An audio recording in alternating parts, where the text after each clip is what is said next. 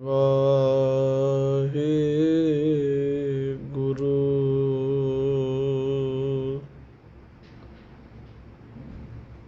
ਧੰਨ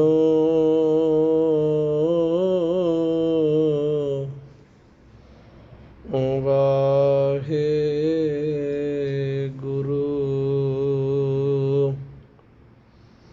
ਭੈਰੋਂ ਭੂਤ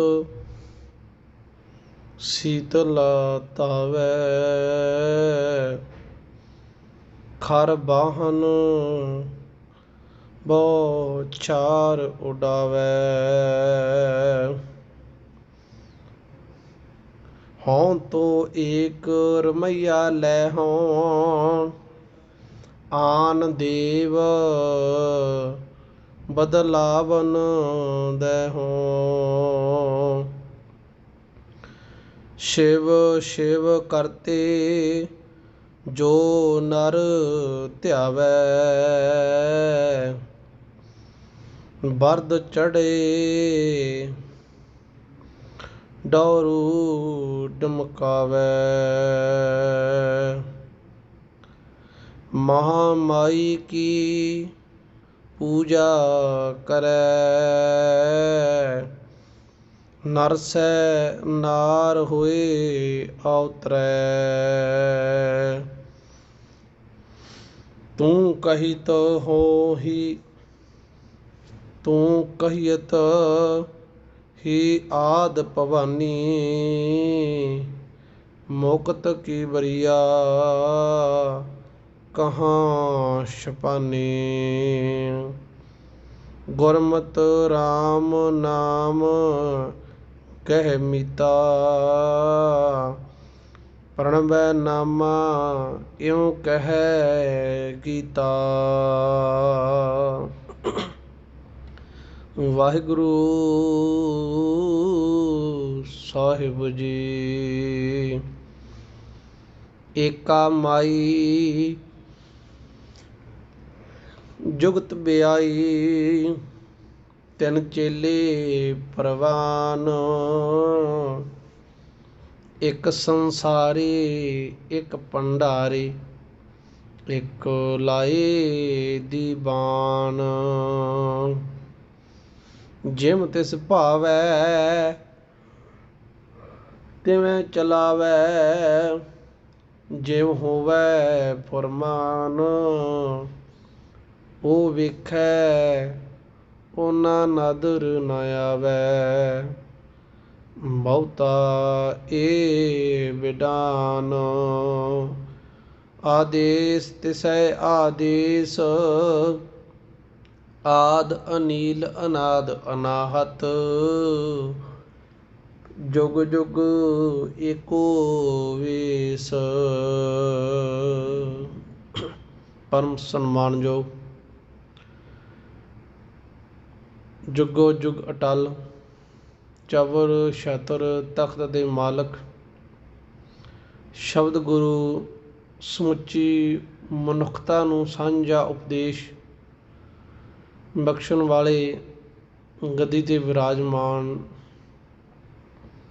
ਧੰਨ ਧੰਨ ਸਾਹਿਬ ਸ੍ਰੀ ਗੁਰੂ ਗ੍ਰੰਥ ਸਾਹਿਬ ਜੀ ਦੀ ਪਾਵਨ ਪਵਿੱਤਰ ਹਜ਼ੂਰੀ ਅੰਦਰ ਜੁੜ ਮਿਲ ਬੈਠੇ ਸਤਸੰਗੀ ਜਣੋ, ਜੋ ਮੈਂ ਆਪ ਜੀ ਦੇ ਸਨਮੁਖ ਇਸ ਪੌੜੀ ਦਾ ਪਾਠ ਪੜ੍ਹਿਆ ਹੈ। ਜਪ ਬਾਣੀ ਦੇ ਅੰਦਰ ਗੁਰੂ ਨਾਨਕ ਸਾਹਿਬ ਜੀ ਦੇ ਮੁਖਾਰਬਿੰਦ ਤੋਂ ਉਚਾਰਨ ਕੀਤੀ ਹੋਈ 30 ਨੰਬਰ ਪੌੜੀ ਹੈ। ਇਸ ਤੋਂ ਪਹਿਲਾਂ ਆਪਾਂ 29 ਨੰਬਰ ਪੌੜੀ ਤੱਕ ਵਿਚਾਰਾਂ ਕਰ ਚੁੱਕੇ ਹਾਂ। ਆਓ ਅੱਜ 30 ਨੰਬਰ ਪੌੜੀ ਨੂੰ ਵਿਚਾਰੀਏ, ਸਮਝੀਏ। ਵਿਚਾਰਾਂ ਆਰੰਭ ਕਰਨ ਤੋਂ ਪਹਿਲਾਂ ਗੁਰੂ ਮਰਿਆਦਾ ਨਿਭਾ ਲਈਏ ਜੀ। ਦੋਏ ਘਰ ਜੋੜ ਬੁਲਾਓ ਜੀ ਫਤਿਹ, ਆਖੋ ਜੀ ਵਾਹਿਗੁਰੂ ਜੀ ਕਾ ਖਾਲਸਾ ਵਾਹਿਗੁਰੂ ਜੀ ਕੀ ਫਤਿਹ। ਇਸ 4 ਪੌੜੀਆਂ ਦਾ ਜੋ ਭਾਵ ਹੈ ਉਹ ਇੱਕ ਹੈ। 2 ਪੌੜੀਆਂ ਆਪਾਂ ਪਹਿਲਾਂ ਵਿਚਾਰ ਚੁੱਕੇ ਹਾਂ, ਜੋ ਜੋਗੀਆਂ ਨੂੰ ਸੰਬੋਧਨ ਕਰਕੇ ਗੁਰੂ ਨਾਨਕ ਸਾਹਿਬ ਮਹਾਰਾਜ ਨੇ ਸਮੁੱਚੀ ਮਾਨਵਤਾ ਨੂੰ, ਮਨੁੱਖਤਾ ਨੂੰ ਸਾਂਝਾ ਉਪਦੇਸ਼ ਬਖਸ਼ ਕੀਤਾ। ਇਸ ਪੌੜੀ ਦੇ ਵਿੱਚ ਵੀ ਗੁਰੂ ਸਾਹਿਬ ਉਸੇ ਹੀ ਪ੍ਰਕਰਨ ਨੂੰ ਅੱਗੇ ਤੋਰਦੇ ਹੋਏ ਫਰਮਾਉਂਦੇ ਹਨ, ਆਦੇਸ਼ ਤਿਸੈ ਆਦੇਸ਼, ਮੇਰੀ ਨਮਸਕਾਰ ਹੈ। ਪਰ ਉਸ ਨੂੰ ਨਮਸਕਾਰ, ਤਿਸੈ ਉਸ ਨੂੰ ਨਮਸਕਾਰ ਹੈ। ਕਿਸ ਨੂੰ? ਜੋ ਆਦ ਅਨੀਲ ਅਨਾਦ ਅਨਾਹਤ ਜੁਗ ਜੁਗ ਏਕੋ ਵੇਸ, ਜੋ ਆਦ ਤੋਂ ਹੈ, ਜੋ ਜਨਮ ਮਰਨ ਦੇ ਚੱਕਰ ਦੇ ਵਿੱਚ ਨਹੀਂ ਪੈਂਦਾ, ਜੋ ਕਦੇ ਮਰਦਾ ਨਹੀਂ, ਕਦੇ ਮੁੱਕਦਾ ਨਹੀਂ, ਹਰ ਥਾਂ ਦੇ ਉੱਤੇ ਇੱਕੋ ਵੇਸ, ਇੱਕ ਰਸ ਦੇ ਵਿੱਚ ਸਮੁੱਚੀ ਕਾਇਨਾਤ ਦੇ ਵਿੱਚ ਵਸ ਰਿਹਾ ਹੈ। ਮੇਰੀ ਜਿਹੜੀ ਨਮਸਕਾਰ ਹੈ ਉਸ ਮਨੁੱਖ ਨੂੰ, ਵਾਹਿਗੁਰੂ, ਉਸ ਪਰਮਾਤਮਾ ਨੂੰ ਮੇਰੀ ਨਮਸਕਾਰ। ਗੁਰੂ ਨਾਨਕ ਸਾਹਿਬ ਨੇ ਨਮਸਕਾਰ ਕੀਤੀ। ਮੈਂ ਉਸ ਪਰਮਾਤਮਾ ਨੂੰ ਮੰਨਦਾ, ਹੋਰ ਕਿਸੇ ਨੂੰ ਮੈਂ ਨਹੀਂ ਮੰਨ ਰਿਹਾ, ਕਿਉਂਕਿ ਪਹਿਲੀਆਂ 2 ਪੌੜੀਆਂ ਦੇ ਵਿੱਚ ਗੁਰੂ ਸਾਹਿਬ ਨੇ ਜੋਗੀਆਂ ਦਾ, ਸਿੱਧਾਂ ਦਾ, ਉਹਨਾਂ ਦੀ ਉਦਾਹਰਨ ਦੇ ਕੇ ਦੱਸਿਆ ਕਿ ਇੱਕ ਪਰਮਾਤਮਾ ਨੂੰ ਮੰਨਣਾ ਚਾਹੀਦਾ ਹੈ। ਇੱਥੇ ਗੁਰੂ ਸਾਹਿਬ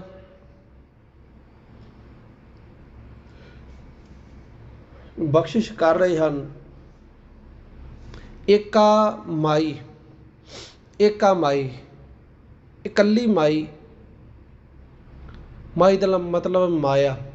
ਏਕਾ ਮਾਈ ਜੁਗਤ ਵਿਆਈ, ਜਿਹੜੀ ਜੁਗਤੀ ਨਾਲ ਪ੍ਰਗਟ ਹੋਈ, ਜਿਹੜੀ ਜੁਗਤੀ ਨਾਲ ਪ੍ਰਗਟ ਹੋਏ। 3 ਚੇਲੇ ਪ੍ਰਵਾਨ, ਜਿਸ ਦੇ 3 ਚੇਲੇ ਬਣਾਏ।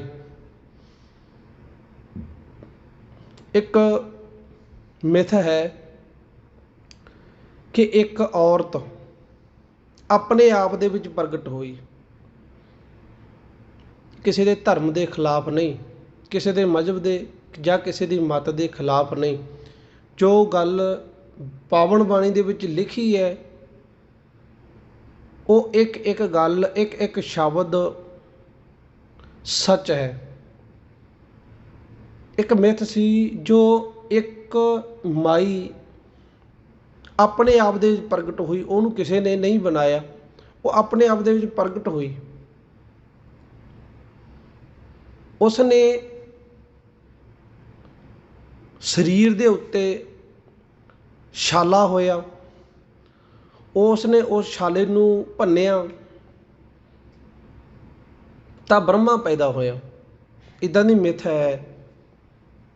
ਜੇ ਆਪਾਂ ਗ੍ਰੰਥਾਂ ਨੂੰ ਪੜ੍ਹ ਕੇ ਵੇਖਾਂਗੇ ਤਾਂ ਇੱਦਾਂ ਦੀ ਮਿੱਥ ਪ੍ਰਚਲਿਤ ਹੈ ਦੁਨੀਆ ਦੇ ਵਿੱਚ। ਬ੍ਰਹਮਾ ਪੈਦਾ ਹੋਇਆ, ਦੂਸਰੀ ਵਾਰ ਵਿਸ਼ਨੂੰ ਪੈਦਾ ਹੋਇਆ, ਤੀਸਰੀ ਵਾਰ ਸ਼ਿਵ ਜੀ ਪੈਦਾ ਹੋਇਆ ਛਾਲੇ ਦੇ ਵਿੱਚੋਂ। 3 ਛਾਲੇ ਉਹਦੇ ਸਰੀਰ ਦੇ ਉੱਤੇ ਹੋਏ। ਉਸ ਨੇ ਕਿਹਾ ਕਿ ਮੇਰੇ ਨਾਲ ਵਿਆਹ ਕਰਵਾਓ। ਬ੍ਰਹਮਾ ਨਹੀਂ ਮੰਨਿਆ, ਵਿਸ਼ਨੂੰ ਨਹੀਂ ਮੰਨਿਆ, ਸ਼ਿਵ ਜੀ ਇੱਕ ਛੱਤ ਦੇ ਉੱਤੇ ਮੰਨਿਆ ਕਿ ਤੂੰ ਇਸ ਰੂਪ ਦੇ ਵਿੱਚ ਤਾਂ ਮੇਰੀ ਮਾਂ ਹੈ, ਕਿਉਂਕਿ ਮੈਨੂੰ ਤੂੰ ਜਨਮ ਦਿੱਤਾ, ਕਿਉਂਕਿ ਮੇਰੀ ਦੀ ਉਤਪਤੀ ਕੀਤੀ ਹੈ। ਜੇ ਤੂੰ ਰੂਪ ਬਦਲ ਕੇ ਆਵੇਂ ਤਾਂ ਮੈਂ ਹੋ ਸਕਦਾ ਜਿਹੜੀ ਤੇਰੀ ਸ਼ਰਤ ਹੈ ਪੂਰੀ ਕਰ ਦੇਵਾਂ। ਸੋ ਇਹ ਗੱਲ ਲੰਬੀ ਹੈ। ਉਹ ਪਾਰਵਤੀ ਦਾ ਰੂਪ ਲੈ ਕੇ ਉਹਨੇ ਧਾਰਨ ਕੀਤਾ, ਸ਼ਿਵ ਜੀ ਨੇ ਵਿਆਹ ਕੀਤਾ। ਇੱਦਾਂ ਦੀ ਇੱਕ ਮਿੱਥ ਹੈ। ਗੁਰੂ ਸਾਹਿਬ ਇਸ ਵਿੱਚ ਵੀ ਉਹੀ ਜ਼ਿਕਰ ਕਰ ਰਹੇ ਨੇ, ਏਕਾ ਮਾਈ ਜੁਗਤ ਵਿਆਈ, ਜੁਗਤੀ ਨਾਲ ਪ੍ਰਗਟ ਹੋਈ, ਜੁਗਤੀ ਨਾਲ ਉਹ ਬਣੀ। 3 ਚੇਲੇ ਪ੍ਰਵਾਨ, ਉਹਨੇ 3 ਚੇਲੇ ਬਣਾਏ, ਭਾਵ ਬ੍ਰਹਮਾ ਵਿਸ਼ਨੂੰ ਸ਼ਿਵ ਜੀ ਦਾ ਜਿਹੜਾ ਜਨਮ ਹੋਇਆ, ਉਹ ਪੈਦਾ ਹੋਏ।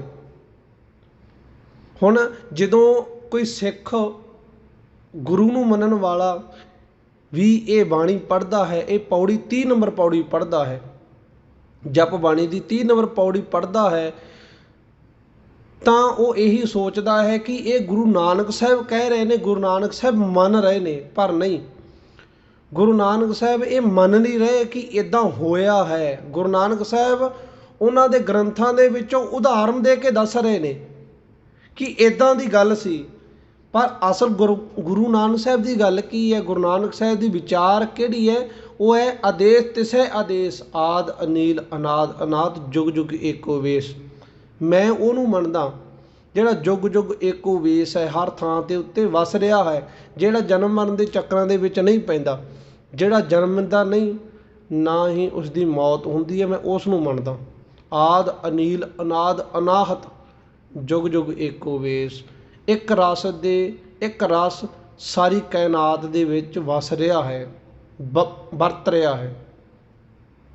ਜਿਹੜੀ ਇਹ ਮਿੱਥ ਹੈ, ਇਹ ਹੋਰ ਧਰਮਾਂ ਦੇ ਵਿੱਚੋਂ, ਹੋਰ ਮਤਾਂ ਦੇ ਵਿੱਚੋਂ ਲੈ ਕੇ ਗੁਰੂ ਸਾਹਿਬ ਉਦਾਹਰਨ ਲੈ ਕੇ ਸਮਝਾ ਰਹੇ ਨੇ ਕਿ 3 ਚੇਲੇ ਪ੍ਰਵਾਨ, ਇੱਕ ਸੰਸਾਰੀ, ਇੱਕ ਸੰਸਾਰ ਨੂੰ ਚਲਾਉਂਦਾ ਸੀਗਾ, ਇੱਕ ਭੰਡਾਰੀ ਦਾ ਮਤਲਬ ਇੱਕ ਰਿਜ਼ਕ ਦਿੰਦਾ ਸੀ, ਇੱਕ ਲਾਏ ਦੀਵਾਨ, ਇੱਕ ਮੌਤ ਦਾ ਦੇਵਤਾ ਮੰਨਿਆ ਗਿਆ।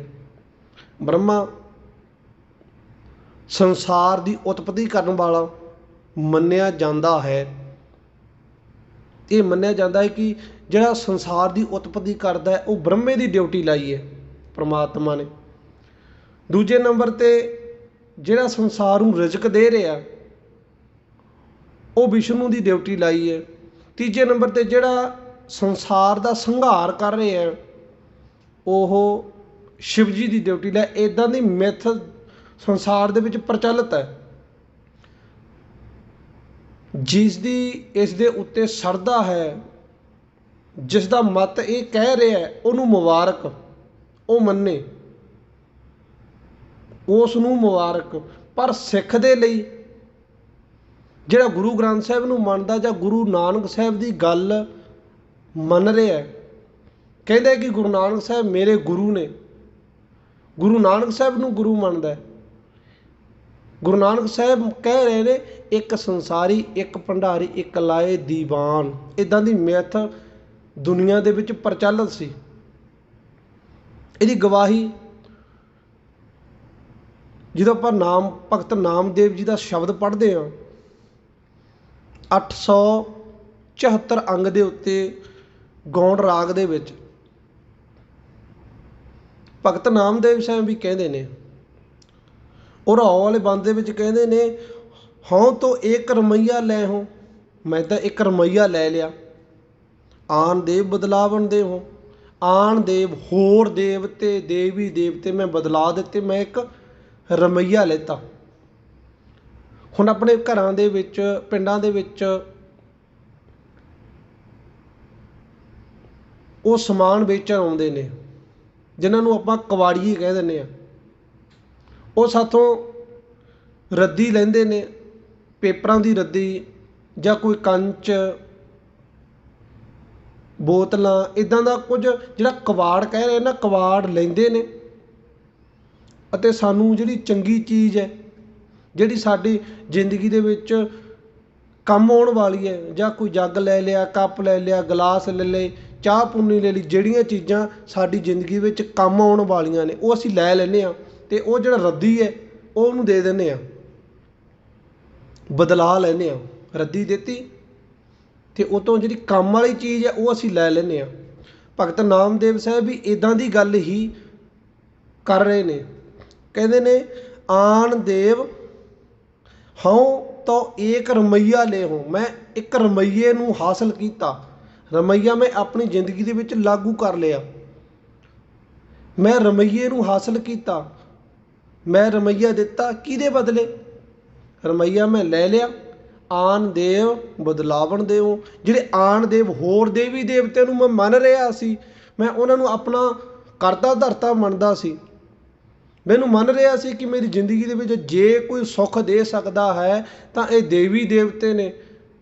ਭਗਤ ਨਾਮਦੇਵ ਜੀ ਕਹਿੰਦੇ ਨੇ, ਮੈਂ ਫਿਰ ਇਹ ਹੁਣ ਸਭ ਕੁਝ ਹੀ ਬਦਲ ਦਿੱਤਾ।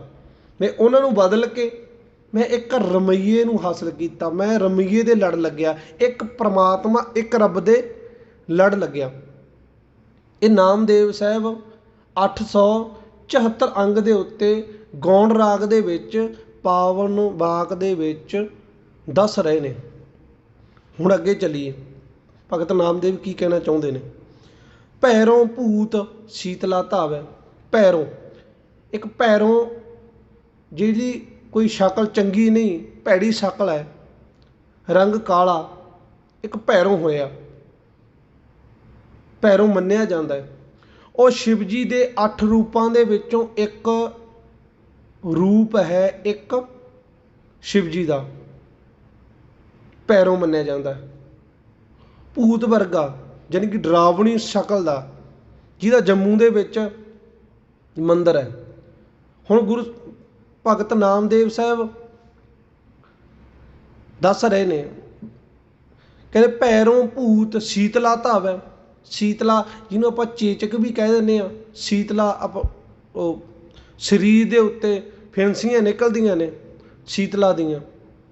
ਭੈਰੋਂ ਭੂਤ ਸੀਤਲਾ ਧਾਵੈ, ਖਰ ਵਾਹਨ ਬਹੁ ਛਾਰ ਉਡਾਵੈ। ਕਹਿੰਦੇ ਨੇ ਜਿਹੜਾ ਭੈਰੋਂ ਹੈ ਉਹਦੀ ਸਵਾਰੀ ਹੈ ਕੁੱਤੇ ਦੀ।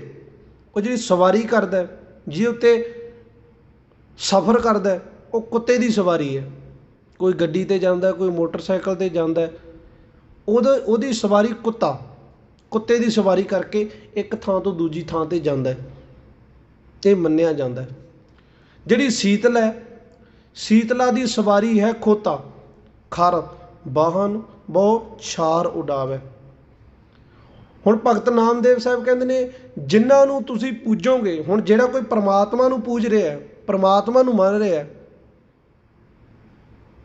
ਪਰਮਾਤਮਾ ਵਰਗਾ ਬਣ ਜਾਏਗਾ। ਜਿਹੜੀ ਚੀਜ਼ ਨੂੰ ਪੂਜ ਰਹੇ ਹੈ ਆਪਣੀ ਜ਼ਿੰਦਗੀ ਦੇ ਵਿੱਚ, ਉਹ ਇਹੋ ਜਿਹਾ ਮਨੁੱਖ ਬਣ ਜਾਏਗਾ, ਉਹ ਉਹੀ ਦੇ ਸਕਦਾ ਹੈ। ਹੁਣ ਕਹਿੰਦੇ ਨੇ ਜੇ ਮੈਂ ਭੈਰੋਂ ਨੂੰ ਪੂਜਾਂ ਜਾਂ ਸੀਤਲਾ ਨੂੰ ਪੂਜਾਂ ਤਾਂ ਉਹਨਾਂ ਦੀ ਸਵਾਰੀ ਜਾਂ ਤਾਂ ਕੁੱਤਾ ਹੈ ਜਾਂ ਖੋਤਾ ਹੈ, ਮੈਂ ਉਹੀ ਬਣ ਸਕਦਾ, ਮੈਨੂੰ ਹੋਰ ਕੁਝ ਨਹੀਂ ਮਿਲ ਸਕਦਾ। ਇੱਦਾਂ ਦਾ ਕੁਝ ਮਿਲ ਸਕਦਾ ਮੈਨੂੰ, ਮੈਂ ਉੱਦਾਂ ਦਾ ਬਣ ਸਕਦਾ। ਦੂਜੇ ਬੰਦ ਦੇ ਵਿੱਚ ਭਗਤ ਨਾਮਦੇਵ ਕਹਿੰਦੇ ਨੇ ਸ਼ਿਵ ਸ਼ਿਵ ਕਰਤੇ ਜੋ ਨਰ ਧਿਆਵੇ। ਜੋ ਸ਼ਿਵ ਸ਼ਿਵ ਕਰਦਾ, ਜਿਹੜਾ ਸ਼ਿਵ ਜੀ ਦੀ ਪੂਜਾ ਕਰਦਾ, ਭਗਤ ਨਾਮਦੇਵ ਸਾਹਿਬ ਕਹਿ ਰਹੇ ਨੇ 874 ਅੰਗ ਦੇ ਉੱਤੇ ਗੌਣ ਰਾਗ ਦੇ ਵਿੱਚ, ਕਹਿੰਦੇ ਜਿਹੜਾ ਸ਼ਿਵ ਸ਼ਿਵ ਕਰਦੇ ਕਰਕੇ ਧਿਆਉਂਦਾ, ਯਾਨੀ ਕਿ ਸ਼ਿਵ ਜੀ ਦੀ ਪੂਜਾ ਕਰਦਾ, ਸ਼ਿਵਲਿੰਗ ਦੇ ਦੁੱਧ ਡੋਲਦਾ, ਦੁੱਧ ਪਾਉਂਦਾ, ਜਿਹਦੀ ਸ਼ਰਧਾ ਹੈ ਉਹ ਮੰਨੇ, ਜਿਨ੍ਹਾਂ ਦੇ ਧਰਮ ਦੇ ਵਿੱਚ ਮਤ ਦੇ ਵਿੱਚ ਹੈ। ਪਰ ਜਿਹੜਾ ਸਿੱਖ ਹੋ ਕੇ ਇਹ ਸਭ ਕੁਝ ਕਰਦਾ, ਸ਼ਿਵ ਸ਼ਿਵ ਕਰਤੇ ਜੋ ਨਰ ਧਿਆਵੈ, ਬਲਦ ਚੜੇ ਡੋਰੂ ਡਮਕਾਵੈ। ਉਹ ਕਹਿੰਦੇ ਹੋਰ ਕੁਝ ਨਹੀਂ ਮਿਲਣਾ, ਸ਼ਿਵ ਜੀ ਦੀ ਸਵਾਰੀ ਹੈ ਬਲਦ ਦੀ, ਕਿ ਉਹ ਬਲਦ ਬਣ ਸਕਦਾ ਹੈ, ਹੋਰ ਕੁਝ ਨਹੀਂ ਮਿਲਣਾ ਉਹਨੂੰ। ਕਿਉਂਕਿ ਜਿਹੋ ਜਿਹਾ ਪੂਜੇਗਾ ਮਿਲਣਾ ਉਸੇ ਹੀ ਹੈ। ਸ਼ਿਵ ਜੀ ਨੂੰ ਜਿਹੜਾ ਸ਼ਿਵ ਸ਼ਿਵ ਕਰਕੇ ਧਿਆਊਗਾ, ਬਲਦ ਚੜ੍ਹੇ ਡੋਰੂ ਡਮਕਾਵੇ, ਹੋਰ ਕੁਝ ਨਹੀਂ ਮਿਲਣਾ ਉਹਨੂੰ। ਬਲਦ ਦੀ ਸਵਾਰੀ ਮਿਲ ਸਕਦੀ ਹੈ ਜਾਂ ਬਲਦ ਜੂਨ ਮਿਲ ਸਕਦੀ ਹੈ। ਅੱਗੇ ਭਗਤ ਸਾਹਿਬ ਫਰਮਾਨ ਕਰਦੇ ਹਨ ਮਹਾਮਾਈ ਕੀ ਪੂਜਾ ਕਰੇ। ਮਹਾਮਾਈ ਕਹਿੰਦੇ ਬਹੁਤ ਵੱਡੀ ਮਾਈ, ਸਭ ਤੋਂ ਵੱਡੀ ਮਾਈ। ਮੈਂ ਸ਼ੁਰੂਆਤ ਦੇ ਵਿੱਚ ਗੱਲ ਕੀਤੀ ਹੈ ਕਿ ਸ਼ਿਵ ਜੀ ਨੇ ਵਿਆਹ ਕਰਨ ਦੇ ਲਈ ਇੱਕ ਸ਼ਰਤ ਰੱਖੀ ਸੀ ਕਿ ਤੂੰ ਆਪਣੀ ਸ਼ਕਲ ਬਦਲ। ਫਿਰ ਉਹ ਪਾਰਵਤੀ ਦੀ ਸ਼ਕਲ ਦੇ ਵਿੱਚ ਆਈ ਸੀ ਅਤੇ ਤਾਂ ਸ਼ਿਵ ਜੀ ਨੇ ਪਾਰਵਤੀ ਦੇ ਨਾਲ ਵਿਆਹ ਕੀਤਾ ਸੀ। ਹੁਣ ਸਭ ਤੋਂ ਵੱਡੀ ਮਾਈ ਕਿਹੜੀ ਹੈ, ਜਿਹੜੀ ਸਭ ਤੋਂ ਪਹਿਲੀ ਹੈ, ਉਹ ਪਾਰਵਤੀ। ਕਹਿੰਦੇ ਨੇ ਮਹਾਮਾਈ ਕੀ ਪੂਜਾ ਕਰੇ। ਜਿਹੜਾ ਕੋਈ ਪਾਰਵਤੀ ਦੀ ਪੂਜਾ ਕਰਦਾ ਹੈ, ਮਹਾਮਾਈ ਕੀ ਪੂਜਾ ਕਰੇ, ਨਰ ਸੇ ਨਾਰ ਹੋਏ ਉਤਰੇ। ਕਹਿੰਦੇ ਉਹਨੂੰ ਜਨਮ ਨਾਰ ਦਾ ਹੀ ਮਿਲਣਾ। ਨਰ ਸੇ ਮਨੁੱਖ ਤੋਂ ਨਰ ਸੇ ਨਾਰ ਹੋਏ ਉਤਰੇ। ਭਗਤ ਨਾਮਦੇਵ ਸਾਹਿਬ ਇੱਦਾਂ ਦੀ ਵਿਚਾਰ ਰੱਖ ਰਹੇ ਨੇ। ਇਹ ਕਹਿੰਦੇ ਤੁਮ ਕਹਿਤ ਹੋ ਆਦਿ ਭਵਾਨੀ, ਤੁਮ ਕਹਿਤ ਹੀ ਆਦਿ ਭਵਾਨੀ। ਕਹਿੰਦੇ ਨੇ ਭਵਾਨੀ ਵੀ ਇੱਕ ਦੇਵੀ ਹੋਈ ਹੈ। ਤੁਮ ਕਹਿਤ ਹੋ ही आद भवानी मुक्त की बरिया कहाँ छुपानी। कहते भवानी मुक्ति दिंदी है, वो मुक्ति वेले किधर गई, मुक्ति वेले कित्थे छुप गई। ਜਦੋਂ मेरा मुक्ति लैन का समा सी उदों भवानी किधर गई। भवानी कोई मुक्ति नहीं दे सकती। मुक्त की बरिया कहाँ छुपानी, वो कित्थे लुक गई जाके मुक्ति बरी।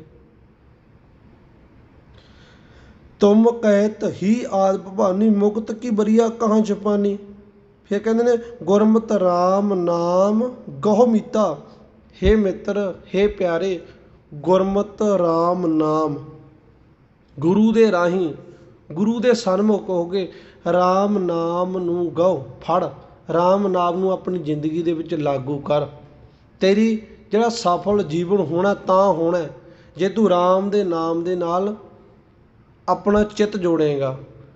होर किसे नूं पूज के होर किसे नूं मन के तेरा भला नहीं होने वाला। राम दे नाम दे नाल लग, राम दे नाम जिहड़ा रमिया होया राम है उस नूं अपनी जिंदगी दे विच लागू कर। राम गुरमत राम नाम गहो मीता, परमੈ नामा इਉਂ कहे गीता। इत्थे धार्मिक जिहड़ा गीता ग्रंथ है ਉਹਦੀ भी इत्थे दृष्टांत दिता है। गीता ਦੇ ਵਿੱਚ इदां लिखिया प्रणवै नामा इਉਂ कहे गीता। ਤੁਹਾਡੇ ਧਾਰਮਿਕ ਗ੍ਰੰਥ ਦੇ ਵਿੱਚ इदां लिखिया है, ਜਿਹੜਾ ਆਪਣੇ ਧਾਰਮਿਕ ਗ੍ਰੰਥ ਦੇ ਜਿਵੇਂ ਧਾਰਮਿਕ ਗ੍ਰੰਥ ਦੇ ਵਿੱਚ ਲਿਖਿਆ ਹੈ ਉੱਦਾਂ ਨਹੀਂ ਚੱਲ ਰਿਹਾ। ਕਹਿੰਦੇ ਉਹਦਾ ਜਿਹੜਾ ਜੀਵਨ ਹੈ ਉਹ ਨਿਰਫਲ ਹੈ। ਉਹਦਾ ਜੀਵਨ ਜਿਹੜਾ ਕਰਮ ਕਾਂਡ ਕਰ ਰਿਹਾ, ਜੋ ਵੀ ਕੁਝ ਕਰ ਰਿਹਾ ਉਹਦੇ ਕੋਈ ਸਫਲ ਨਹੀਂ। ਏਕਾ ਮਾਈ ਜੁਗਤ ਵਿਆਈ ਤਿੰਨ ਚੇਲੇ ਪ੍ਰਵਾਨ। ਦੁਨੀਆ ਦੀ ਮਿੱਥ ਸੀ ਐਸੀ ਕਿ ਇੱਕ ਮਾਈ ਹੈ, ਉਹਦੇ ਤਿੰਨ ਚੇਲੇ ਨੇ, ਉਹਨੇ ਤਿੰਨ ਉਹਦੇ ਪੁੱਤਰ ਨੇ, ਤਿੰਨੋਂ ਨੇ बनाए हुए ने। जिहड़े एक संसारी है, एक संसार की रचना करदा, एक भंडारी है, एक रिजक दिंदा, एक लाए दीवा, एक संघार करदा, मौत दिंदा। एक इदां दी मिथ बनाई हुई सी दुनिया संसार विच। हुण भी इदां दी मिथ प्रचलित है। पर गुरु साहब की कहंदे ने जिम तिस भाव है। पर असल दे विच इदां नहीं हैगा कि कोई रिजक दिंदा, कोई संघार करदा, कोई इस दुनिया नूं बना रहा है। गुरु साहब कहते जिम तिस भाव है, जिमें उस नूं भाउंदा है तिवें चलावे। वो सारी दुनिया नूं उवें चला रहा जिमें उस परमात्मा नूं चंगा लगदा है। कोई होर नहीं चला रहा। उसने किसी की ड्यूटी नहीं लाई कि इस दी ड्यूटी लाई है इन्हें संसार की उत्पत्ति करनी है, ਇਹਦੀ ड्यूटी लाई है ਇਹਨੇ संसार नूं रिजक देना है, ਇਹਦੀ ड्यूटी लाई है इसने संसार नूं मौत देनी है। गुरु साहब कहते किसी की उसने ड्यूटी नहीं लाई, वो अपने आप ही सब कुछ कर रहा है। उसने आप ही इस संसार नूं रचिया है। इस संसार की उत्पत्ति एक परमात्मा ने ही की है।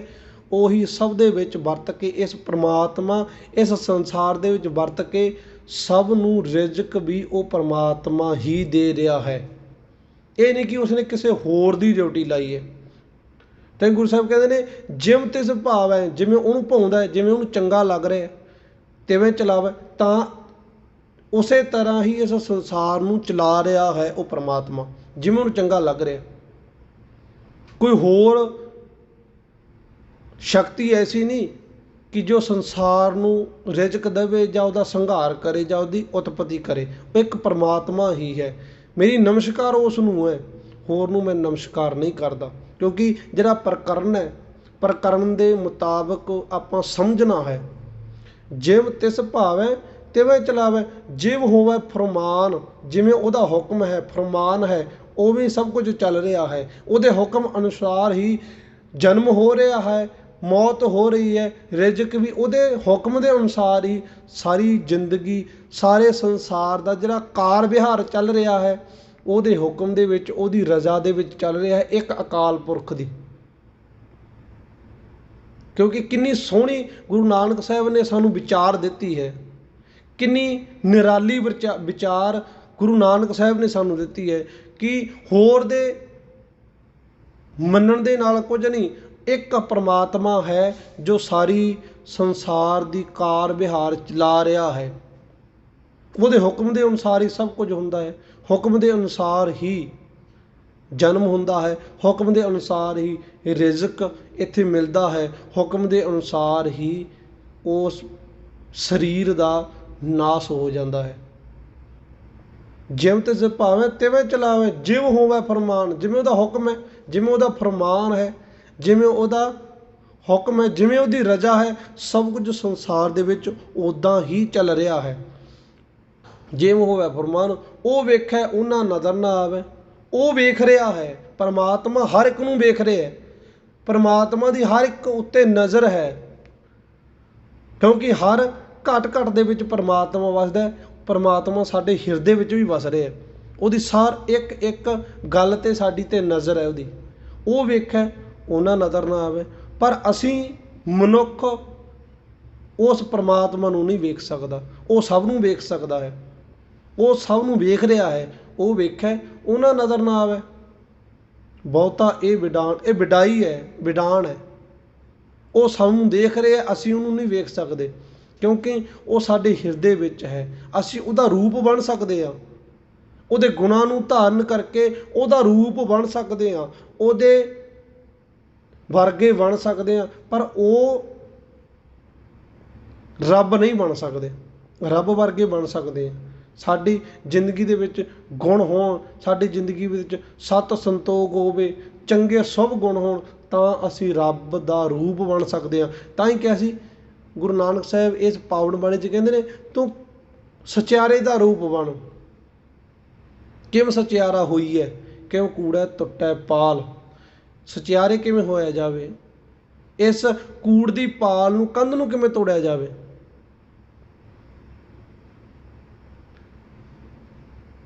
ਇਸ ਕੂੜ ਦੀ ਕੰਧ ਨੂੰ ਤੋੜ ਕੇ ਅਸੀਂ ਸਚਿਆਰੇ ਦਾ ਰੂਪ ਹੋਣਾ ਹੈ। ਇਹ ਵਿਕਾਰਾਂ ਨੂੰ ਤੋੜ ਕੇ, ਮਾੜੇ ਕੰਮਾਂ ਨੂੰ ਤੋੜ ਕੇ, ਜਿਹੜੇ ਸਾਡੀ ਜ਼ਿੰਦਗੀ ਦੇ ਵਿੱਚ ਵਹਿਮ ਭਰਮ ਨੇ, ਇਹਨਾਂ ਨੂੰ ਤੋੜ ਕੇ ਅਸੀਂ ਉਸ ਸਚਿਆਰੇ ਦਾ ਰੂਪ ਹੋਣਾ ਹੈ, ਸੰਸਾਰੇ ਦੇ ਨਾਲ ਮਿਲਣਾ ਹੈ। ਤਾਂ 5ਵੀਂ ਪੌੜੀ ਦੇ ਵਿੱਚ ਥਾਪਿਆ ਨਾ ਜਾਏ, ਕੀਤਾ ਨਾ ਹੋਏ ਆਪੇ ਆਪ ਨਿਰੰਜਨ ਸੋਏ। ਨਾ ਥਾਪਿਆ ਜਾਂਦਾ, ਕੀਤਾ ਨਾ ਹੋਏ, ਨਾ ਕੋਈ ਬਣਾ ਸਕਦਾ।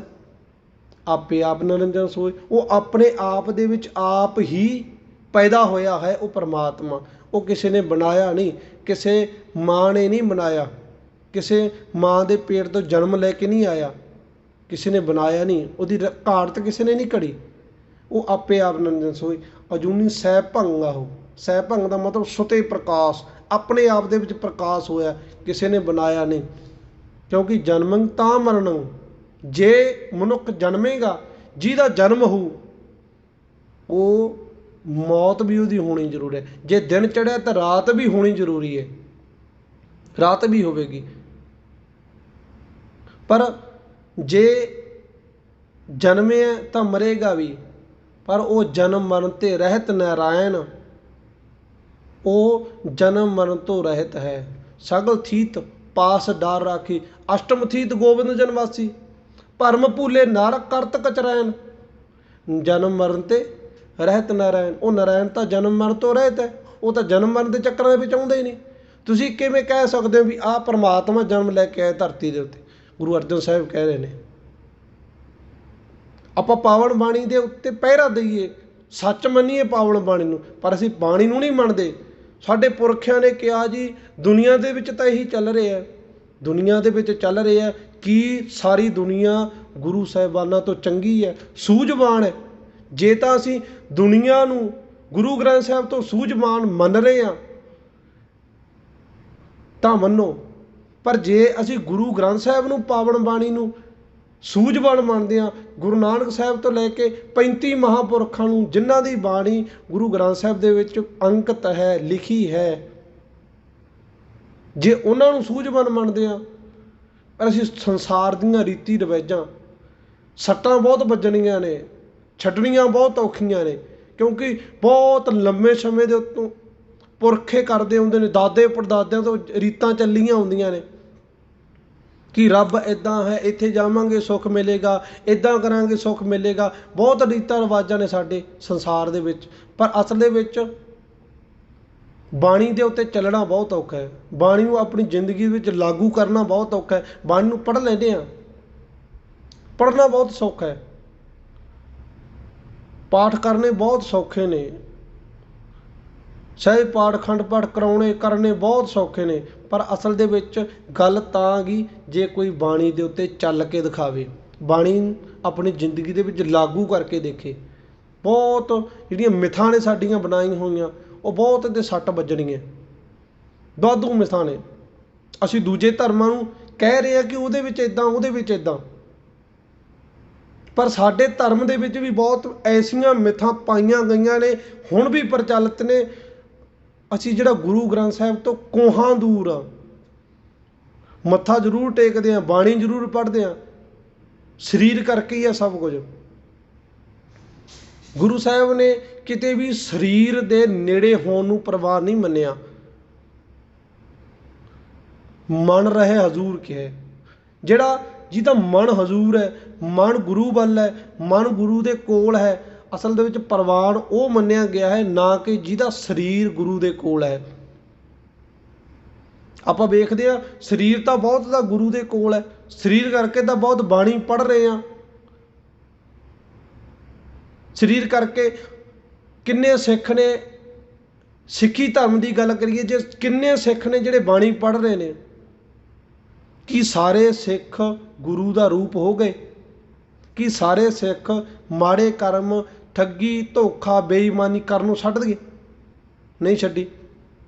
ਕੀ ਆਪਾਂ ਉਹਨੂੰ ਕਹਿ ਸਕਦੇ ਕਿ ਇਹਦੀ ਬਾਣੀ ਪੜ੍ਹੀ ਸਫਲ ਹੈ?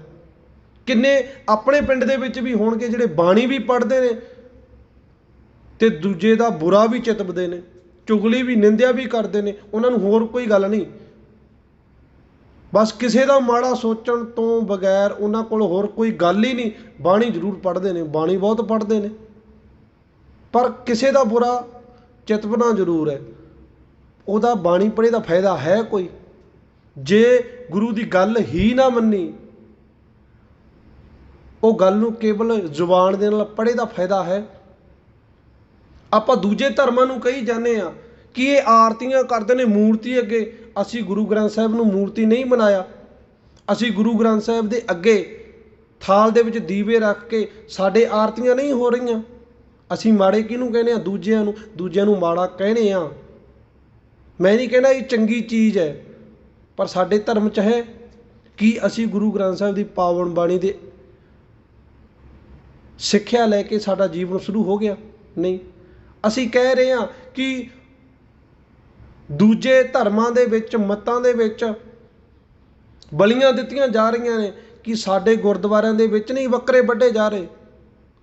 ਇਹ ਗੱਲਾਂ ਸਹਿਣੀਆਂ ਬਹੁਤ ਔਖੀਆਂ ਨੇ, ਸੱਟ ਬਹੁਤ ਲਾਉਂਦੀਆਂ ਨੇ ਇਹ ਗੱਲਾਂ। ਕਿ ਦੂਜੇ ਧਰਮਾਂ ਨੂੰ ਕਹਿ ਰਹੇ ਆ ਕਿ ਇਹ ਦੁੱਧ ਪਾ ਰਹੇ ਨੇ।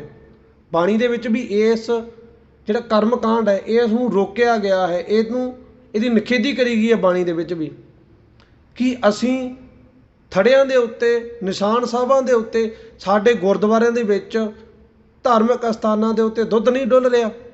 ਦੂਜੇ ਨੂੰ ਕਹਿ ਰਹੇ ਹਾਂ ਕਿ ਸਾਡੇ ਨਹੀਂ ਹੋ ਰਿਹਾ ਉਹ ਚੀਜ਼, ਸਾਡੇ ਵੀ ਹੋ ਰਿਹਾ। ਅਸੀਂ ਗੁਰਬਾਣੀ ਦੇ ਆਧਾਰ ਦੇ ਉੱਤੇ ਜ਼ਿੰਦਗੀ ਜਿਉਣੀ ਸ਼ੁਰੂ ਕਰ ਦਿੱਤੀ? ਨਹੀਂ ਕੀਤੀ। ਪਰ ਸਾਡੀ ਜ਼ਿੰਦਗੀ ਸਫਲ ਤਾਂ ਹੋਣੀ ਸੀ, ਅਸੀਂ ਸੋਹਣੀ ਜ਼ਿੰਦਗੀ ਤਾਂ ਬਣਨੀ ਸੀ ਜੇ ਅਸੀਂ ਗੁਰਬਾਣੀ ਦੇ ਉੱਤੇ ਪਹਿਰਾ ਦੇਣਾ ਸ਼ੁਰੂ ਕਰ ਦਿੰਦੇ ਤਾਂ।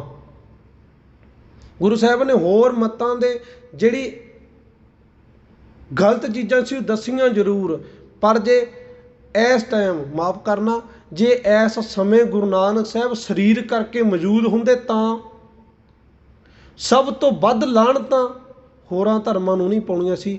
ਸਭ ਤੋਂ ਵੱਧ ਲਾਹਨਤਾਂ ਗੁਰੂ ਸਾਹਿਬ ਨੇ ਸਿੱਖਾਂ ਨੂੰ ਪਾਉਣੀਆਂ ਸੀ ਕਿ ਮੈਂ ਸਭ ਕੁਝ ਛੱਡ ਕੇ ਕਿੰਨੀ ਦੂਰ ਜਾ ਕੇ ਆਪਣੀ ਸਾਰੀ ਜ਼ਿੰਦਗੀ ਇਸ ਪ੍ਰਚਾਰ ਦੇ ਉੱਤੇ ਲਾਤੀ। ਤੁਸੀਂ ਇਸ ਪ੍ਰਚਾਰ ਤੋਂ ਤੁਸੀਂ ਕੀ ਕਰਿਆ? ਮੇਰੇ ਜਾਨ ਮਗਰੋਂ, ਸਰੀਰ ਜਾਣ ਮਗਰੋਂ ਤੁਸੀਂ ਕੀ ਕਰਿਆ? ਕਿ ਗੁਰੂ ਅਰਜਨ ਸਾਹਿਬ ਸੋਚਦੇ ਨਹੀਂ ਹੋਣਗੇ? ਜੇ ਸਰੀਰ ਕਰਕੇ ਹੁੰਦੇ, ਸੋਚਦੇ ਨਾ ਹੁੰਦੇ ਕਿ ਮੈਂ ਆਪਣਾ ਸਰੀਰ ਵੀ ਲੇਖੇ ਲਾ ਦਿੱਤਾ,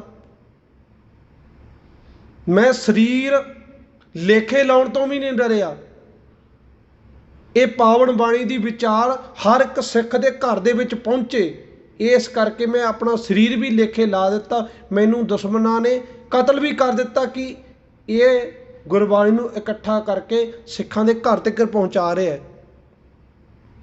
ਕੀ ਅਸੀਂ ਉਸ ਸ਼ਹਾਦਤ ਦਾ ਥੋੜ੍ਹਾ ਜਿਹਾ ਵੀ ਕਰਜ਼ ਚੁਕਾ ਸਕੇ ਹਾਂ? ਨਹੀਂ ਚੁਕਾ ਸਕੇ। ਕਿ ਗੁਰੂ ਗੋਬਿੰਦ ਸਿੰਘ ਦਾ ਜਿਹੜਾ ਪਰਿਵਾਰ ਖੇਰੂ ਖੇਰੂ ਹੋ ਗਿਆ ਸੀ, ਸਾਰੇ ਜੀ ਸ਼ਹੀਦ ਹੋ ਗਏ, ਗੁਰੂ ਸਾਹਿਬ ਨੇ ਕੁਝ ਆਪਣੇ ਕੋਲ ਨਹੀਂ ਰੱਖਿਆ। ਆਨੰਦਪੁਰੀ ਸੀ, ਆਨੰਦਪੁਰੀ ਵੀ ਛੱਡ ਕੇ ਤੁਰ ਆਏ। ਜੋ ਕੁਝ ਸੀ ਸਭ ਕੁਝ ਛੱਡ ਦਿੱਤਾ। ਕਿਹਦੇ ਬਦਲੇ? ਕਿ ਇਸ ਬਦਲੇ ਕਿ ਅਸੀਂ ਗੁਰਬਾਣੀ ਨੂੰ ਨਹੀਂ ਮੰਨਣਾ, ਅਸੀਂ ਕਿਸੇ ਨੂੰ ਨਹੀਂ ਮੰਨਣਾ। ਗੁਰੂ ਸਾਹਿਬ ਕੋਲੇ ਆਨੰਦਪੁਰੀ ਰਹੀ ਨਹੀਂ ਰਹੀ, ਕਲਗੀ, ਜੋੜਾ, ਘੋੜਾ, ਤੋੜਾ ਕੁਝ ਨਹੀਂ ਰਿਹਾ। ਇੱਥੇ ਤੱਕ ਕਿ ਬੱਚੇ ਆਪਣੇ ਸਾਹਿਬਜ਼ਾਦੇ ਵੀ ਨਹੀਂ ਰਹੇ, ਮਾਤਾ ਗੁਜਰ ਕੌਰ ਵੀ ਨਹੀਂ ਰਹੀ, ਜਾਨ ਤੋਂ ਪਿਆਰੇ ਸਿੰਘ ਵੀ ਨਹੀਂ ਰਹੇ।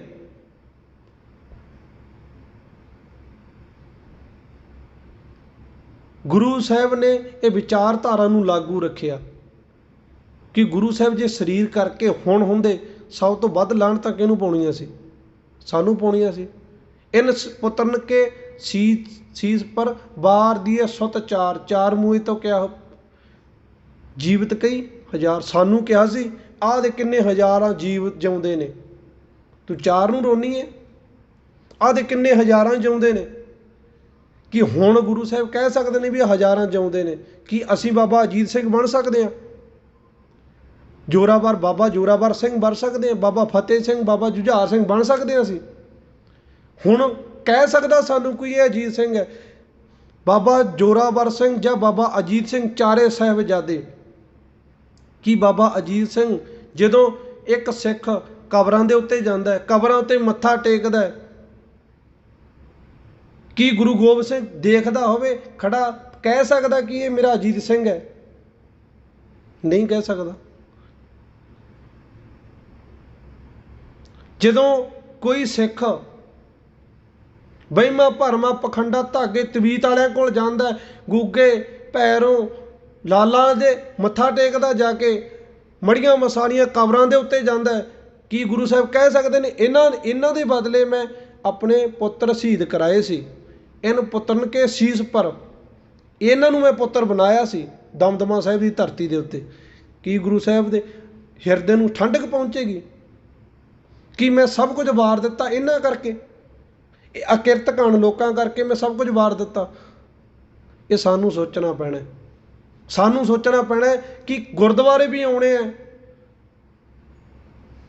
ਇੱਟਾਂ ਨੂੰ ਵੀ ਮੱਥਾ ਟੇਕ ਰਹੇ ਆ। ਕਿ ਗੁਰੂ ਗੋਬਿੰਦ ਸਿੰਘ ਦੇ ਪੁੱਤਰ ਧੀ ਇੱਟਾਂ ਨੂੰ ਮੱਥਾ ਟੇਕਣਗੇ? ਸਾਨੂੰ ਪੁੱਤਰ ਬਣਾਇਆ ਸੀ ਗੁਰੂ ਗੋਬਿੰਦ ਸਿੰਘ ਨੇ ਦਮਦਮਾ ਸਾਹਿਬ ਦੀ ਧਰਤੀ 'ਤੇ। ਇਤਿਹਾਸ ਸੁਣ ਕੇ ਤੁਹਾਨੂੰ ਯਾਦ ਆ ਸਭ ਨੂੰ ਕਿ ਅਸੀਂ ਪੁੱਤਰ ਬਣਨ ਦੇ, ਧੀਆਂ ਬਣਨ ਦੇ ਲਾਇਕ ਹਾਂ? ਥੋੜ੍ਹਾ ਜਿਹਾ ਸੋਚ ਕੇ ਵੇਖਿਓ ਇਸ ਗੱਲ ਨੂੰ ਕਿ ਗੁਰੂ ਸਾਹਿਬ ਨੇ ਸਾਨੂੰ ਕਬਰਾਂ ਪੂਜਣ ਨੂੰ ਲਾਇਆ ਸੀ, ਮੜੀਆਂ ਮਸਾਣੀਆਂ ਤੇ ਇੱਟਾਂ ਪੂਜਣ ਲਾਇਆ ਸੀ। ਉਹ ਸਾਨੂੰ ਸੋਚਣਾ ਪੈਣਾ ਕਿ ਅਸੀਂ ਧੀਆਂ ਬਣ ਸਕਦੇ ਹਾਂ ਜਾਂ ਅਸੀਂ ਪੁੱਤ ਬਣ ਸਕਦੇ ਹਾਂ। ਉਹ ਸਾਨੂੰ ਸਮਝ ਰਹੇ ਨਹੀਂ, ਸਾਨੂੰ ਸੋਚਣਾ ਪੈਣਾ ਸਭ ਥੋੜ੍ਹਾ ਜਿਹਾ ਕਿ ਗੁਰਬਾਣੀ ਦੇ ਵਿੱਚ ਜੋ ਕੁਝ ਲਿਖਿਆ ਹੈ ਉਹਨੂੰ ਅਸੀਂ ਇੱਕ ਇੱਕ ਕਰਕੇ ਮੰਨਦੇ ਹਾਂ। ਅੱਜ ਪਾਵਨ ਬਾਣੀ ਦੇ ਵਿੱਚ ਜਿਹੜਾ ਵਿਚਾਰ ਆਇਆ ਕਿ ਇੱਕ ਨੂੰ ਪੂਜਣਾ, ਜਿਹੜਾ ਕਾਤਾ ਧਰਤਾ ਦੁਨੀਆ ਚਲਾ ਰਿਹਾ, ਲੋਕ ਮੰਨਣ ਜਿਨ੍ਹਾਂ ਦੇ ਧਰਮ ਦੇ ਵਿੱਚ ਹੈ, ਜੋ ਮੰਨਣ ਉਹਨਾਂ ਨੂੰ ਮੁਬਾਰਕ, ਉਹਨਾਂ ਦੇ ਗ੍ਰੰਥਾਂ ਦੇ ਵਿੱਚ ਜੋ ਲਿਖਿਆ ਹੈ ਮੰਨਣ। ਉਹ ਜੋ ਗੁਰੂ ਗ੍ਰੰਥ ਸਾਹਿਬ ਦੇ ਵਿੱਚ ਲਿਖਿਆ ਇੱਕ ਸਿੱਖ ਨੂੰ ਮੰਨਣਾ ਚਾਹੀਦਾ ਜਾਂ ਨਹੀਂ? ਗੁਰੂ ਗ੍ਰੰਥ ਸਾਹਿਬ ਦੇ ਵਿੱਚ ਕੀ ਲਿਖਿਆ ਹੈ? 30 ਨੰਬਰ ਪੌੜੀ ਦੇ ਵਿੱਚ ਗੁਰੂ ਸਾਹਿਬ ਕੀ ਕਹਿੰਦੇ ਨੇ? ਜਿਹੜਾ ਜਿਵ ਤਿਸ ਭਾਵੈ ਤਿਵੈ ਚਲਾਵੈ, ਜਿਵ ਹੋਇ ਫਰਮਾਨ। ਜਿਹੜਾ ਉਹਦਾ ਹੁਕਮ ਹੈ ਉਹ ਸਭ ਦੁਨੀਆ ਦੇ ਵਿੱਚ ਵਰਤ ਰਿਹਾ। ਜੋ ਦੁਨੀਆ ਦੇ ਵਿੱਚ ਹੁੰਦਾ ਉਹਦੇ ਹੁਕਮ ਅਨੁਸਾਰ ਹੁੰਦਾ। ਕੋਈ ਹੋਰ ਰਿਜ਼ਕ ਦੇਣ ਵਾਲਾ ਨਹੀਂ, ਕੋਈ ਹੋਰ ਮਾਰਨ ਵਾਲਾ ਜਾਂ ਜਨਮ ਦੇਣ ਵਾਲਾ ਨਹੀਂ। ਮੈਂ ਉਸ ਨੂੰ ਨਮਸਕਾਰ ਕਰਦਾ ਹਾਂ। ਆਦੇਸ਼ ਤਿਸੈ ਆਦੇਸ਼, ਜਿਹੜਾ ਹਰ ਥਾਂ ਦੇ ਉੱਤੇ ਵਰਤ ਰਿਹਾ ਹੈ, ਮੈਂ ਉਸ ਨੂੰ ਹੀ ਨਮਸਕਾਰ ਕਰਨੀ ਹੈ। ਅਸੀਂ ਕਿੰਨਿਆਂ ਨੂੰ ਨਮਸਕਾਰ ਕਰਦੇ ਹਾਂ? ਮੈਂ ਵਾਰ-ਵਾਰ ਹਰ ਦਿਨ ਕਹਿਣਾ ਕਿ ਗੁਰਬਾਣੀ ਦੇ ਵਿੱਚ ਇੱਕ ਨੂੰ ਪੂਜਣ ਦੇ ਲਈ, ਇੱਕ ਨੂੰ ਮੱਥਾ ਟੇਕਣ ਦੇ ਲਈ, ਇੱਕ ਨੂੰ ਨਮਸਕਾਰ ਕਰਨ ਦੇ ਲਈ ਕਿਹਾ ਗਿਆ ਹੈ। ਜੇ ਅਸੀਂ ਹਜੇ ਵੀ ਨਹੀਂ ਇਸ ਵਿਚਾਰ ਨੂੰ ਸੁਣ ਕੇ, ਹੁਣ ਦੱਸੋ ਕਿਸ ਨੇ ਕਿਹੜਾ ਪਿੰਡ ਦੇ ਵਿੱਚ ਬੰਦਾ ਹੈ, ਦੁਨੀਆ ਦੇ ਵਿੱਚ ਕਿਹੜਾ ਬੰਦਾ ਹੈ ਜਿਹਨੇ ਜਪਜੀ ਸਾਹਿਬ ਨਹੀਂ ਪੜ੍ਹਿਆ? ਸਿੱਖ ਸਾਰੇ ਪੜ੍ਹਦੇ ਆ। ਕੀ ਇਹ 30 ਨੰਬਰ ਪੌੜੀ ਪੜ੍ਹੀ ਨਹੀਂ? ਕਿ ਇੱਕ ਨੂੰ ਹੀ ਨਮਸਕਾਰ 28 29 30 31 3-4 ਪੌੜੀਆਂ ਨੇ ਇੱਕ ਨੂੰ ਨਮਸਕਾਰ ਕਰਨ ਦੇ ਲਈ। ਆਦੇਸ਼ ਤਿਸੈ ਆਦੇਸ਼ ਆਦ ਅਨੀਲ ਅਨਾਦ ਅਨਾਥ ਜੁਗ ਜੁਗ ਏਕੋ ਵੇਸ। ਇੱਕ ਨੂੰ ਨਮਸਕਾਰ ਕਰਨ ਦੇ ਲਈ ਗੁਰੂ ਨਾਨਕ ਸਾਹਿਬ ਕਹਿ ਰਹੇ ਨੇ ਕਿ ਮੈਂ ਇੱਕ ਨੂੰ ਨਮਸਕਾਰ ਕਰਦਾ। ਹੁਣ ਕੀ ਕਿਸੇ ਨੇ ਪੜ੍ਹਿਆ ਨਹੀਂ? ਅਸੀਂ ਪੜ੍ਹ ਵੀ ਲੈਂਦੇ ਹਾਂ, ਪਰ ਕੇਵਲ ਪੜ੍ਹਨ ਤੱਕ ਹੀ ਸੀਮਤ ਹੈ। ਪੜ੍ਹ ਕੇ ਕੋਈ ਫਾਇਦਾ ਨਹੀਂ ਹੋਣਾ, ਕਿੰਨਾ ਮਰਜ਼ੀ ਪੜ੍ਹੀ ਜਾਈਏ। ਜਿੰਨਾ ਚਿਰ ਗੁਰੂ ਦੀ ਬਾਣੀ ਦੇ ਉੱਤੇ ਪਹਿਰਾ ਨਹੀਂ ਦਿੰਦੇ, ਆਪਣੇ ਜੀਵਨ ਦੇ ਵਿੱਚ ਉਸ ਬਾਣੀ ਨੂੰ ਲਾਗੂ ਨਹੀਂ ਕਰਦੇ, ਭਾਵੇਂ ਕਿੰਨੇ ਵੀ ਪੜ੍ਹੀ ਜਾਈਏ, ਕਿੰਨੇ ਖੰਡ ਪਾਠ ਸਹਿਜ ਪਾਠ ਕਰਾਈ ਜਾਈਏ, ਜਿੰਨਾ ਚਿਰ ਉਹ ਬਾਣੀ ਨੂੰ ਅਸੀਂ ਇੱਕ ਇੱਕ ਅੱਖਰ ਨੂੰ ਸੱਚ ਕਰਕੇ ਨਹੀਂ ਮੰਨਦੇ, ਤਾਂ ਸਾਡੀ ਜ਼ਿੰਦਗੀ ਦੇ ਵਿੱਚ ਸੁੱਖ ਨਹੀਂ ਆ ਸਕਦੇ। ਅਸੀਂ ਸੱਚ ਕਰਕੇ ਨਹੀਂ ਮੰਨੇ ਅੱਜ ਤੱਕ। ਗੁਰੂ ਸਾਹਿਬ ਕੀ ਕਹਿ ਰਹੇ ਨੇ? ਇੱਕ ਪਰਮਾਤਮਾ ਨੂੰ ਮੰਨਣਾ। ਅਸੀਂ ਸੱਚ ਮੰਨ ਲਿਆ ਕਿ ਹਾਂ ਮੰਨਣਾ ਚਾਹੀਦਾ। ਗੁਰੂ ਸਾਹਿਬ ਸੱਚ ਕਹਿ ਰਹੇ ਨੇ, ਅਸੀਂ ਗੁਰੂ ਨਾਨਕ ਸਾਹਿਬ ਨੂੰ ਝੂਠਾ ਕਹਿ ਰਹੇ ਨਹੀਂ। ਇਹ ਤਾਂ ਵੈਸੇ ਹੀ ਕਹੀ ਜਾਂਦਾ, ਵੈਸੇ ਹੀ ਲਿਖ ਗਿਆ। ਇੱਦਾਂ ਨਹੀਂ ਹੋ ਸਕਦਾ। ਅਸੀਂ ਮੜੀਆਂ ਮਸਾਣੀਆਂ 'ਤੇ ਵੀ ਜਾਣਾ ਹੁੰਦਾ। ਸਾਡੇ ਬਜ਼ੁਰਗ ਵੀ ਪੂਜਦੇ ਸੀ। ਜੇ ਬਜ਼ੁਰਗ, ਫਿਰ ਲੋਕ ਕੀ ਕਹਿਣਗੇ ਕਿ ਪਹਿਲਾਂ ਚਿਰਾਗ ਲਾਉਂਦੇ ਸੀ, ਹੁਣ ਲਾਉਂਦੇ ਨਹੀਂ। ਇੱਦਾਂ ਦੀਆਂ ਵੀ ਗੱਲਾਂ ਨੇ। ਪਹਿਲਾਂ ਇਹ ਫਲਾਣੇ ਬਾਬਿਆਂ ਕੋਲ ਜਾਂਦੇ ਸੀ, ਮਹਾਂਪੁਰਖਾਂ ਕੋਲ ਜਾਂਦੇ ਸੀ, ਹੁਣ ਜਾਂਦੇ ਨਹੀਂ। ਇੱਦਾਂ ਵੀ ਹੈ। ਪਹਿਲਾਂ ਉਸ ਧਾਗੇ ਤਵੀਤ ਵਾਲਿਆਂ ਕੋਲ ਇਹਨਾਂ ਦਾ ਬੱਚਾ ਠੀਕ ਹੋਇਆ, ਇਹਨਾਂ ਦੇ ਘਰ ਦੇ ਵਿੱਚ ਸੁੱਖ ਸ਼ਾਂਤੀ ਆਈ ਹੈ, ਹੁਣ ਉਹਨੂੰ ਪੂਜਣੋਂ ਹੀ ਹਟ ਗਏ। ਲੋਕ ਕੀ ਕਹਿਣਗੇ? ਲੋਕਾਂ ਦੀ ਸੁਣਦੇ, ਗੁਰੂ ਨਾਨਕ ਸਾਹਿਬ ਦੀ ਨਹੀਂ ਸੁਣਦੇ ਅਸੀਂ। ਗੁਰੂ ਨਾਨਕ ਸਾਹਿਬ ਇੱਕ ਨੂੰ ਪੂਜਣ ਦੇ ਲਈ ਹੀ ਗੁਰੂ ਨਾਨਕ ਸਾਹਿਬ ਕਹਿ ਰਹੇ ਨੇ, ਪੂਜੋ ਰਾਮ ਏਕ ਹੀ ਦੇਵਾ ਸਾਚਾ ਨਾਵਨ ਗੁਰ ਕੀ ਸੇਵ। ਇੱਕ ਨੂੰ ਹੀ ਪੂਜੋ। ਸੋ ਬੇਨਤੀ ਹੈ, ਗੁਰਬਾਣੀ ਦੇ ਉੱਤੇ ਪਹਿਰਾ ਦਈਏ, ਗੁਰਬਾਣੀ ਦੀ ਇੱਕ ਇੱਕ ਗੱਲ ਨੂੰ ਸੱਚ ਕਰਕੇ ਮੰਨੀਏ। ਇਹੀ ਬੇਨਤੀ ਹੈ। ਇਹੀ ਪਾਵਨ ਬਾਣੀ ਦੇ ਵਿੱਚ ਹਰ ਰੋਜ਼ ਗੁਰੂ ਸਾਹਿਬ ਇਹਦੇ ਉੱਤੇ ਪੂਰਾ ਜ਼ੋਰ ਦਿੱਤਾ ਹੈ ਕਿ ਇੱਕ ਨੂੰ ਮੰਨੋ। ਦੁਨੀਆ ਬਹੁਤ ਨੂੰ ਮੰਨ ਰਹੀ ਹੈ, ਹੋਰ ਬਹੁਤ ਥਾਵਾਂ ਦੇ ਉੱਤੇ ਮੱਥੇ ਟੇਕ ਰਹੀ ਹੈ, ਨੱਕ ਰਗੜ ਰਹੀ ਹੈ। ਹਾਂ ਜੀ, ਸਾਡਾ ਸਾਰਾ ਪਿੰਡ ਮੰਨ ਰਿਹਾ, ਮੈਂ ਨਾ ਮੰਨੂ ਫਿਰ ਕੀ ਹੋ? ਸਾਰਾ ਪਿੰਡ ਮੰਨ ਰਿਹਾ। ਇਹ ਬੌਲੇ ਨੇ? ਅੱਛਾ, ਪਿੰਡ ਬੌਲਾ ਨਹੀਂ, ਪਿੰਡ ਕਮਲਾ ਨਹੀਂ। ਕੀ ਗੁਰੂ ਨਾਨਕ ਸਾਹਿਬ ਕਮਲੇ ਨੇ? ਗੁਰੂ ਨਾਨਕ ਸਾਹਿਬ ਬੌਲੇ ਨੇ? ਜਿਹੜੀ ਇੱਦਾਂ ਦੀਆਂ ਚੀਜ਼ਾਂ, ਇੱਦਾਂ ਦੀ ਵਿਚਾਰ ਗੁਰੂ ਨਾਨਕ ਸਾਹਿਬ ਦੱਸ ਰਹੇ ਨੇ। ਅਸੀਂ ਪਿੰਡ ਨੂੰ ਸਹੀ ਮੰਨ ਰਹੇ ਹਾਂ, ਲੋਕਾਂ ਨੂੰ ਸਹੀ ਮੰਨ ਰਹੇ ਹਾਂ, ਗੁਰੂ ਨਾਨਕ ਸਾਹਿਬ ਨੂੰ ਸਹੀ ਨਹੀਂ ਮੰਨ ਰਹੇ। ਜਿਹੜਾ ਇੱਦਾਂ ਦਾ ਕਹਿੰਦਾ ਨਾ ਕਿ ਜੀ ਸਾਰਾ ਪਿੰਡ ਮੰਨ ਰਹੇ ਆ, ਜੇ ਕੁਝ ਹੈ ਤਾਂ ਮੰਨ ਰਹੇ ਆ। ਹੁਣ ਦੱਸੋ ਕਿ ਗੁਰੂ ਨਾਨਕ ਸਾਹਿਬ ਝੂਠ ਬੋਲ ਰਹੇ ਨੇ ਜਾਂ ਪਿੰਡ? ਗੁਰੂ ਨਾਨਕ ਸਾਹਿਬ ਸਹੀ ਨੇ ਜਾਂ ਪਿੰਡ ਸਹੀ ਹੈ? ਗੁਰੂ ਨਾਨਕ ਸਾਹਿਬ ਨੇ ਕਹਿੰਦੇ ਇੱਕ ਨੂੰ ਪੂਜੋ, ਮੇਰੀ ਨਮਸਕਾਰ ਉਸ ਨੂੰ ਹੈ ਜਿਹੜਾ ਹਰ ਥਾਂ ਦੇ ਉੱਤੇ ਸਮਾਇਆ ਹੋਇਆ ਇੱਕ ਪਰਮਾਤਮਾ ਹੈ। ਗੁਰੂ ਨਾਨਕ ਸਾਹਿਬ ਕਹਿੰਦੇ ਮੈਂ ਉਸ ਨੂੰ ਨਮਸਕਾਰ ਕਰਦਾ, ਹੋਰ ਨੂੰ ਮੈਂ ਜਣੇ ਖਣੇ ਨੂੰ ਜਾ ਕੇ ਨਮਸਕਾਰ ਨਹੀਂ ਕਰਦਾ। ਹਰ ਥਾਂ ਦੇ ਉੱਤੇ ਅਸੀਂ ਇਹ ਗੱਲ ਮੰਨੀਏ, ਇਹ ਆਪਣੀ ਜ਼ਿੰਦਗੀ ਦੇ ਵਿੱਚ ਲਾਗੂ ਕਰੀਏ ਕਿ ਗੁਰੂ ਨਾਨਕ ਸਾਹਿਬ ਜੋ ਉਪਦੇਸ਼ ਦੇ ਰਹੇ ਨੇ ਉਹ ਸੱਚ ਹੈ।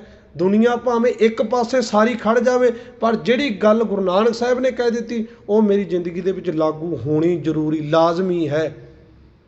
ਹੁਣ ਤੁਸੀਂ ਸੋਚ ਕੇ ਵੇਖੋ, ਜਦੋਂ ਗੁਰੂ ਨਾਨਕ ਸਾਹਿਬ ਨੂੰ ਛੱਡ, ਗੁਰੂ ਗ੍ਰੰਥ ਸਾਹਿਬ ਨੂੰ ਛੱਡ, ਜਾਂ ਇੱਕ ਪਰਮਾਤਮਾ ਨੂੰ ਛੱਡ ਹੋਰ ਕਿਤੇ ਮੱਥਾ ਰਗੜੋਗੇ ਨਾ, ਇੱਕ ਗੱਲ ਸੋਚ ਕੇ ਵੇਖਿਓ ਕਿ ਗੁਰੂ ਨਾਨਕ ਸਾਹਿਬ ਨੇ ਇਹਦੀ ਪਰਮਿਸ਼ਨ ਨਹੀਂ ਸਾਨੂੰ ਦਿੱਤੀ।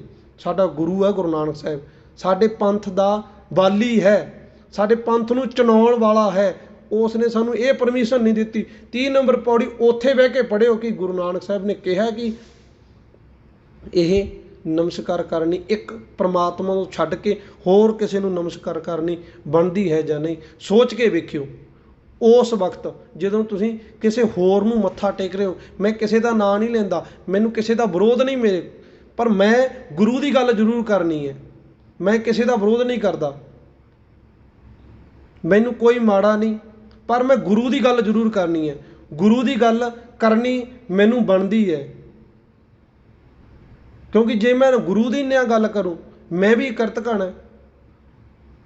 ਮੈਂ ਗੁਰੂ ਦੀ ਗੱਲ ਕਰਨੀ ਹੈ ਜੋ ਗੁਰਬਾਣੀ ਦੇ ਵਿੱਚ ਲਿਖਿਆ ਹੈ। ਮੈਂ ਆਪਣੇ ਕੋਲੋਂ ਕੋਈ ਗੱਲ ਨਹੀਂ ਕਹਿੰਦਾ, ਮੈਂ ਗੁਰਬਾਣੀ ਦੀ ਪੰਗਤੀ ਪੜ੍ਹ ਕੇ ਹੀ ਸਭ ਕੁਝ ਕਰ ਰਿਹਾ। ਮੈਂ ਪੰਨਾ ਨੰਬਰ ਵੀ ਦੱਸਦਾ, ਰਾਗ ਵੀ ਦੱਸਿਆ, ਇੰਨੇ ਨੰਬਰ ਉੱਤੇ ਪੜ੍ਹ ਲਓ, ਇੰਨੇ ਇਸ ਰਾਗ ਦੇ ਵਿੱਚ ਹੈ। ਆਪਣਾ ਘਰ ਜਾ ਕੇ ਵੀ ਪੜ੍ਹ ਸਕਦੇ ਹੋ, ਘਰ ਜਾ ਕੇ ਵੀ ਖੋਜ ਕਰ ਸਕਦੇ ਹੋ ਕਿ ਸਹੀ ਹੈ ਜਾਂ ਗਲਤ ਹੈ। ਬੇਨਤੀ ਹੈ ਕਿ ਪ੍ਰਮਾਤਮਾ, ਇੱਕ ਪ੍ਰਮਾਤਮਾ ਨੂੰ ਮੰਨੋ, ਕੇਵਲ ਗੁਰੂ ਗ੍ਰੰਥ ਸਾਹਿਬ ਨੂੰ ਮੰਨੋ, ਹੋਰ ਨੂੰ ਮੰਨ ਕੇ ਸਾਡਾ ਭਲਾ ਨਹੀਂ। ਕਿਉਂਕਿ ਮੈਂ ਨਹੀਂ ਕਹਿ ਰਿਹਾ, ਕੋਈ ਹੋਰ ਪ੍ਰਚਾਰਕ ਨਹੀਂ ਕਹਿ ਰਿਹਾ, ਕੋਈ ਹੋਰ ਜੇ ਆਮ ਬੰਦਾ ਕਹਿੰਦਾ ਹੋਵੇ ਆਪਾਂ ਕਹਿ ਸਕਦੇ ਹਾਂ ਕਿ ਇਹ ਕਹਿ ਰਹੇ ਨੇ। ਇਹ ਪਾਵਨ ਬਾਕ ਗੁਰੂ ਨਾਨਕ ਸਾਹਿਬ ਮਹਾਰਾਜ, ਸਾਡੇ ਪੰਥ ਦੇ ਕਰਤਾ ਧਰਤਾ, ਉਹ ਇਹ ਬਾਕ ਕਹਿ ਰਹੇ ਨੇ। ਆਪਾਂ ਨੂੰ ਵੀ ਚਾਹੀਦਾ ਹੈ ਕਿ ਗੁਰੂ ਨਾਨਕ ਸਾਹਿਬ ਦੀ ਗੱਲ ਨੂੰ ਮੰਨੀਏ। ਜੇ ਅਸੀਂ ਗੁਰੂ ਮੰਨਦੇ ਹਾਂ ਤਾਂ ਗੁਰੂ ਨਾਨਕ ਸਾਹਿਬ ਦੀ ਗੱਲ ਮੰਨਣੀ ਚਾਹੀਦੀ ਹੈ। ਹੋਰ ਨੂੰ ਛੱਡ ਕੇ ਕੇਵਲ ਗੁਰੂ ਗ੍ਰੰਥ ਸਾਹਿਬ ਦੇ ਅੱਗੇ ਸੀਸ ਝੁਕਾਉਣਾ ਚਾਹੀਦਾ ਹੈ, ਇੱਕ ਪਰਮਾਤਮਾ ਨੂੰ ਪੂਜਣਾ ਚਾਹੀਦਾ ਹੈ। ਅੰਤ ਵਿੱਚ ਬੁਲਾਓ ਜੀ ਫਤਿਹ। ਆਖੋ ਜੀ ਵਾਹਿਗੁਰੂ ਜੀ ਕਾ ਖਾਲਸਾ, ਵਾਹਿਗੁਰੂ ਜੀ ਕੀ ਫਤਿਹ।